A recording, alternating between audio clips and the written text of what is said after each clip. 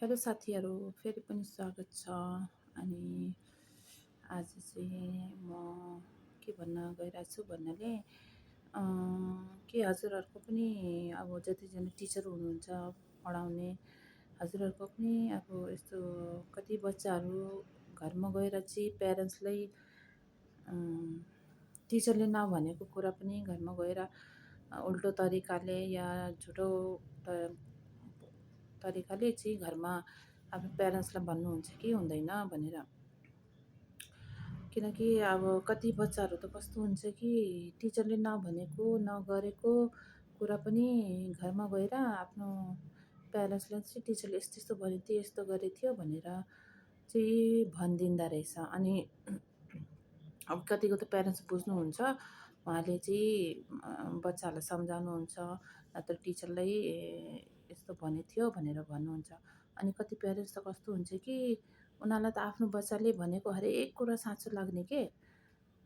अब हुने कुरामा त चलो ठिकै छ, नहुने कुरा पनि अब त्यो कुरालाई पनि साँचो भनेर बुझ्ने के। अब जे होस् मेरो बच्चाले जहिले पनि साँचो कुरा भन्छ भनेर।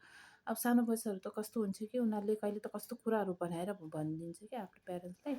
अनि त्यही गरेर चाहिँ अब कसलाई नराम्रो भनौँ न, बच्चालाई भनौँ कि टिचर। अब प्यारेन्ट्सको अगाडि त टिचरै नराम्रो हुने हो, टिचरले बच्चालाई यस्तो यस्तो भन्यो भनेर।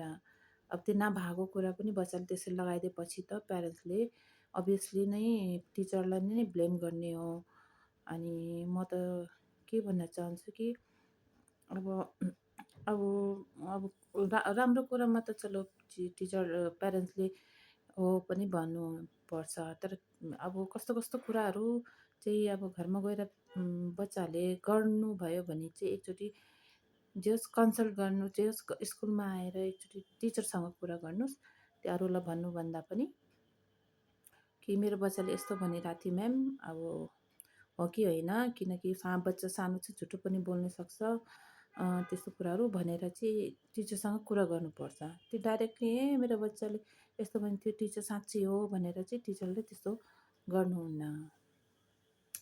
किनकि अब म टिचर हो, मैले कति स्कुलमा आफ्नै स्कुलमा पनि कति देखेको छु। अनि त्यस्तो कुराहरू आफूले आफूमाथि पनि परेछ। त्यही भएर म चाहिँ यही भन्न चाहन्छु कि प्यारेन्ट्सले अलिक बुझिदिनुहोस्। किनकि टिचरहरूले कहिले पनि बच्चाहरूलाई उल्टो कुरा, नराम्रो कुरा, झुटो बोल्ने त्यस्तो चाहिँ सिकाउँदैन बच्चाहरूलाई। बच्चाहरूलाई नयाँ राम्रो कुराहरू सिकाउने टिचरले।